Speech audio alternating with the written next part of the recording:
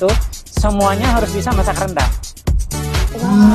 Konon katanya Pak, cerita legenda dulu itu adalah tapak seorang raja Pak.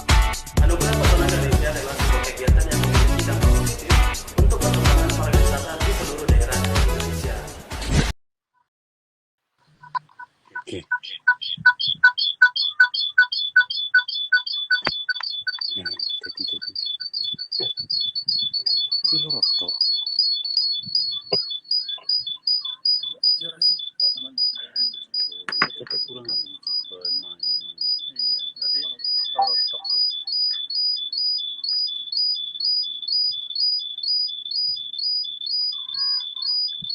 Berwujud ini.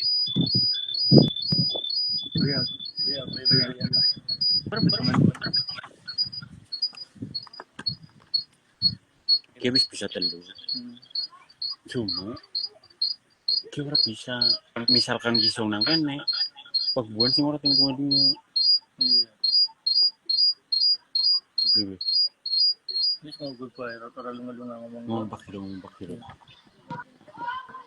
Pak Hiro, ini Ya, apa yang satu tetap cepat ini. suaranya agak kecil. Tebar ngaman. Apa yang satu tetap nggak support Pak Hiro. Jadi yang satu kelihatan 2, yang satu udah kelihatan 3.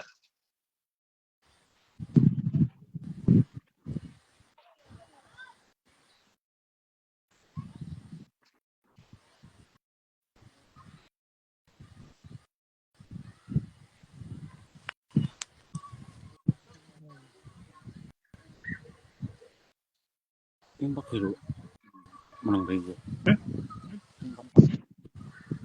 Cek. Selamat siang Pak Hiro.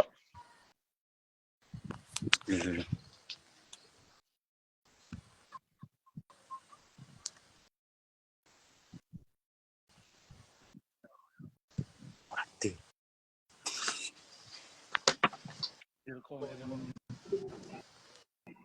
Udah. Selamat siang Pak Hiro. Ya. Selamat siang. Jelas Pak. Jelas suaranya. Nah, jadi begini Pak Hiro, HP yang satu itu tetap nggak bisa support Pak. Udah nggak apa-apa. Pokoknya itu yang di atas itu, yang satu sendiri itu nyari-nyarinya ini saya buka pakai yang lainnya kok kelihatan kok. Kalau ada yang buka lagi pakai akun Instagram ini kelihatan kok. Oh iya. Cuman di saya emang nggak kelihatan, tapi saya bisa lihat pakai laptop saya sambil buka laptop kok ini. Itu. Di HP-nya Pak Sekdes itu nggak kelihatan Pak Hironya, yang kelihatan cuma Pak Gubernur belum sama desa wisatanya Pak. Ya udah, kalau saya sih gak ada masalah karena saya buka dua gadget, satu pakai HP saya yang saya pakai live, terus saya buka laptop saya untuk nonton aja dan itu kelihatan semua, melungnya tuh bagus, kelihatan tuh kolam ini lagi nyorot ke kolam kan, gitu.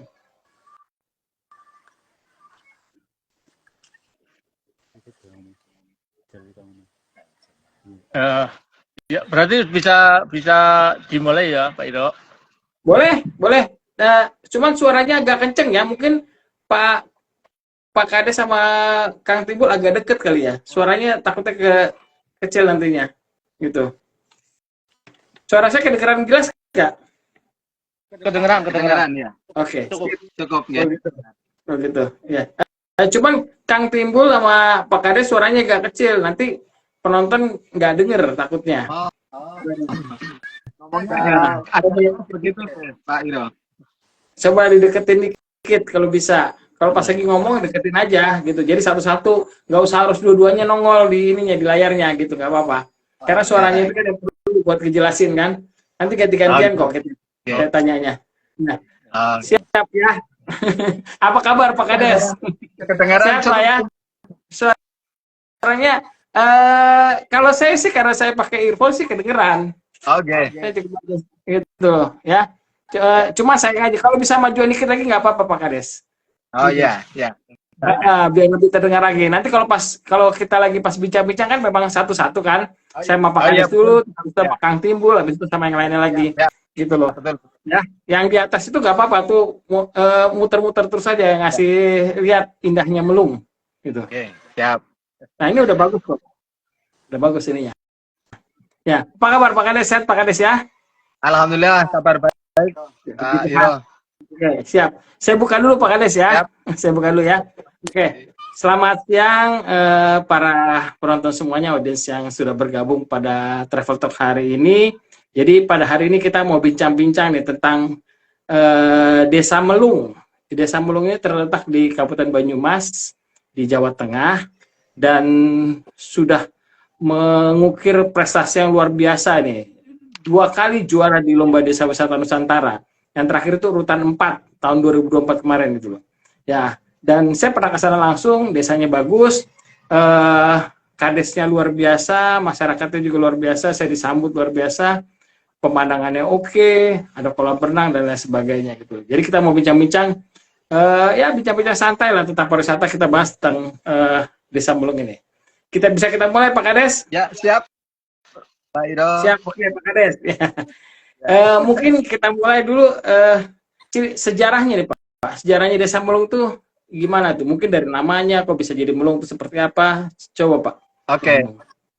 Terima kasih Pak Hiro dan semua audiens yang saya hormati. Perkenalkan, nama saya Khairudin, Kepala Desa Melung, Kecamatan Kedung Banteng, Kabupaten Banyumas, Provinsi Jawa Tengah.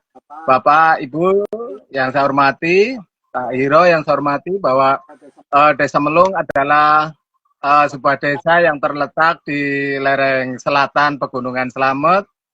Kami salah satu dari 14 desa di Kecamatan Kedung Banteng, Kabupaten Banyumas, yang berada di paling utara dan paling timur di Kecamatan Kedung Banteng. Dalam sejarahnya, Desa Melung itu pada suatu saat pada persinggahannya, prajurit Kadipaten Pasir Luhur mendengar suara kokok ayam yang suaranya keras, yaitu ayam liring-galing milik Raden Kamandaka. Nah, tempat atau daerah terdengarnya kokok ayam yang nun jauh di sana atau mengalun sampai jauh atau terdengar sampai jauh dinamakan Desa Melung. Melung dalam bahasa Banyumas, melung-melung atau terdengar jauh di sana, begitu. Oh, gitu sejarahnya Pak ya, jadinya ya. Oke. Terus dinamakan Desa Melung.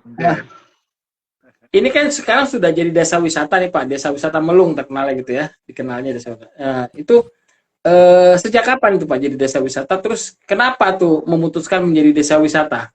Coba ceritain Pak Kades. Baik.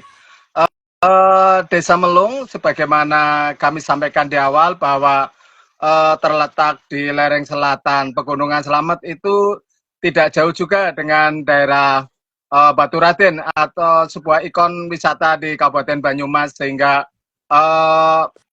daerah kami memiliki pemandangan pegunungan yang cukup indah dengan berbagai potensinya, baik potensi pertanian, perkebunan, terus kemudian potensi produk yang diusahakan oleh masyarakat, sehingga atas dasar potensi-potensi tersebut, maka di tahun 2016 kami masyarakat mendiskusikannya, memusyawarahkannya beberapa kali untuk duduk bareng bagaimana kemudian merintis bagaimana upaya-upaya peningkatan kesejahteraan masyarakat melalui bidang pariwisata.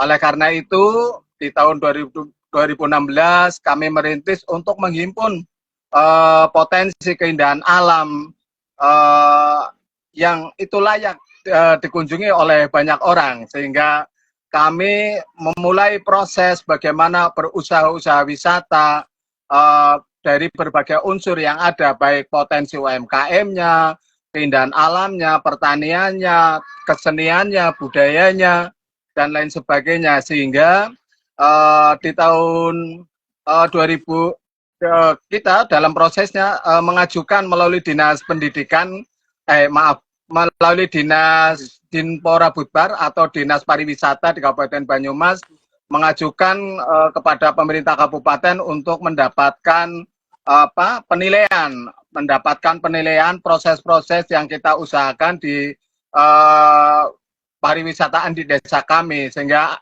pada bulan April tahun 2020 kami alhamdulillah mendapatkan SK desa wisata dengan statusnya desa wisata berkembang. Nah, dalam proses perjalanannya kami terus mengupayakan sehingga di tahun 2024 kami juga mendapatkan evaluasi dan kunjungan lapangan, sehingga terakhir kami di tahun 2024 mendapatkan SK karena memang ada evaluasi. Selama 4 tahun itu harus ada evaluasi perjalanan kami atau usaha-usaha kami atau kegiatan kami di bidang wisata.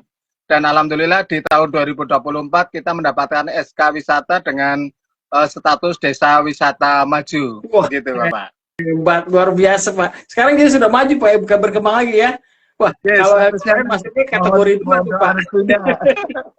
Luar biasa Pak. Itu Yes. persaingannya lebih keras loh Pak di situ di desa maju mandiri itu luar biasa di LDWN loh, Desa Wisata Nusantara. Ya, jadi saya ngeliat jadi Pak Kades ini terinspirasi dengan adanya Baturaden bahwa itu daerah wisata dan relatif dekat dengan Melung, jadi maka diputuskanlah menjadi desa wisata. Ini menangkap peluang namanya. Pak Kades dia jeli sekali menangkap peluang, ditambah lagi potensi yang ada gitu dari desa Melung sendiri Pak ya. Oke, luar biasa.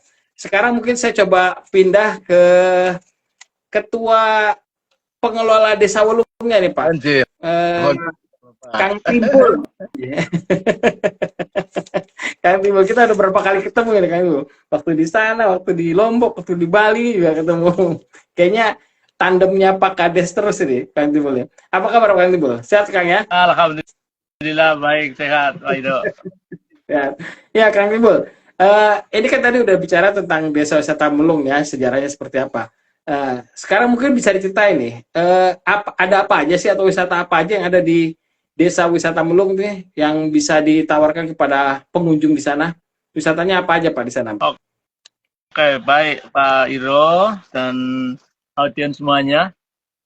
Alhamdulillah tadi sudah disampaikan banyak oleh beliau Pak Kades. Saya menambahkan terkait dengan apa saja ini yang bisa dinikmati sebagai wisatawan di Melung gitu ya. Salah satunya kita selain wisata alam Pagubukan Melung ya, yang di situ ada kolam renang tengah sawah, terus kita juga sediain ada gazebo, ruang pertemuan, yang lain adalah sarana, ada prasarana untuk kamar mandi dan segala macam.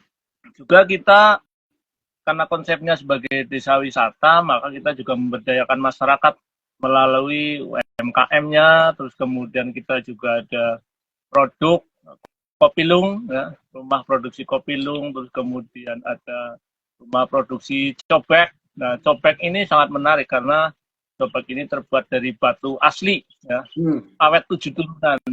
Beda dengan cobek-cobek yang lain ini. Kalau cobek yang lain mungkin ibunya ngerus berapa lama mungkin pecah. Tapi kalau yang cobek produk Melung ini bisa bertahan sampai 7 turunan. Di lain itu juga kami sebagai desa wisata kita ada produk kerajinan bambu ya, itu untuk pertanian, untuk peternakan ya, sesuai dengan jenis kebutuhannya. Di lain itu juga masih ada produk gilesan ya. Gilesan ini papan cuci alami yang terbuat dari kayu dan murah ya, karena tidak harus menggunakan listrik ya. Ini juga masih terproduksi ini di desa Melung. Dan itu juga ada produk kopi yang lain ya. Ini sebenarnya sama-sama Kopilung, cuma memang beda merek ya. Ada kopi Inyong, kopi Meletup ya, lain kopi. Nah, dan itu juga ada serbuk jahe ya. Serbuk jahe ini menjadi salah satu produk UMKM yang sedang kami tingkatkan produksinya, dan harapannya nanti bisa dikembangkan ya. Selain itu juga kami ada kelompok tanaman hias. Nah, ini yang juga menjadi salah satu support masyarakat terhadap perkembangan di desa wisata Melung. Ini itu Pak Iro. Oh, oke. Jadi ini udah banyak sekali nih, Kang. Terakhir saya berkunjung ke sana, saya masih cuma taunya Kopilung sama cobek itu aja. Sekarang udah banyak sekali ya. ada tanaman hias, ada kopinya juga lagi yang lain, ada serbuk jahe gitu ya. Nah, itu berarti produk pariwisatanya sudah banyak sekali, Kang. Oke, selain mereka bisa membeli pengunjung di sana, itu bisa nggak coba kalau misalkan mau ikut proses produksinya, ngelihat lah paling tidak gitu, waktu dibuat atau di ya proses produksinya. Kira-kira boleh nggak, Kang? Oh iya, itu sangat boleh, Pak Iro. Karena ini menjadi salah satu paket wisata yang di situ adalah wisata edukasi. Jadi memang ini tujuannya salah satunya untuk memberikan edukasi terhadap pengunjung bagaimana bisa produksi kopi luwak, bagaimana bisa produksi tanaman hias, terus kemudian pertanian organik dan yang lain-lain. Memang kita lebih kepada wisata edukasi, Pak. Wisata edukasi ya, oke. Wisata edukasi, banyak produk pariwisatanya, ada kolam renangnya juga, ya kan? Nah, pasti harus ada fasilitas pendukungnya, Kang. Fasilitas apa aja disediakan? Misalnya kamar mandi, gazebo atau apa lagi. Jadi orang ke sana tuh dia mungkin tidak perlu bawa apa-apa, udah datang aja bawa badan, bawa duit, yang penting lah gitu. Kira-kira apa aja, Kang? Saya ceritain fasilitasnya. Betul sekali Pak Iro. Ya. Selain tadi ada kolam renang, terus ada kamar mandi, ya, terus kemudian juga tersedia warung-warung, ya. Di sini dari pengunjung tinggal datang di sini mau pesan makan, di sini sudah tersedia beberapa warung. Dengan produksi makanan lokal, di sini ada pecel, ada mendoan ini yang khas Banyumas, ya. Kemudian ada juga yang biasa menggunakan paket, kita sediain nasi atau sendang, ya, sega pindang. Kalau sega itu nasi, ya. Sega pindang, singkatan sega pindang. Selain itu juga kita ada gazebo yang cukup besar, bisa muat 30-40 orang untuk kegiatan komunitas, ya, agar bisa sambil menikmati alam, bisa berdiskusi di area tengah sawah dengan gazebo yang dengan udara yang masih sangat sejuk. Ya, ini saya sambil ngeliat ini, Kang. Ini yang di atas ini layak lagi kasih lihatnya bagus sekali ini, pemandangannya dari gazebo ini bagus sekali, luar biasa ini, gitu ya. Ya enak juga ya ngobrol-ngobrol sambil ngeliatin pemandangan seperti ini gitu ya. Oh, oke. Kang. Ini saya katanya bertiga hari ini ya, atau cuma berdua aja? Iya, kami bertiga. Selain Pak Kades, saya ada juga pengelola Pagubugan, pengelola wisata Pagubugan dengan Mas Maman. Boleh. Saya mau ngobrol dengan Mas Maman ya. Saya ngobrol-ngobrol juga sedikit dengan Mas Maman. Boleh, silakan. Ini yang di atas, Pak. Oh, yang di atas dia. Ya udah deh. Kalau gitu saya ke Kang Timbul lagi aja, saya tanya lagi. Oke, Kang. Itu kan tadi ada udah disebutnya bisa berenang, terus bisa melihat proses produksi yang lain-lainnya lah ya, gitu ya. Apalagi yang bisa lakukan pengunjung saat di sana? Oke. Jadi selain bisa lihat produksi dan bahkan ikut belajar produksi tentang UMKM di Melung, pengunjung yang menggunakan paket juga bisa ikut menikmati hiburan, ya. Kalau yang paket kita biasanya malam kita juga pentaskan seni lengger atau juga kentongan, kayak gitu kita bisa. Gitu, Pak Iro. Oke, terus Kang, bisa nggak lakukan foto prewedding di sana?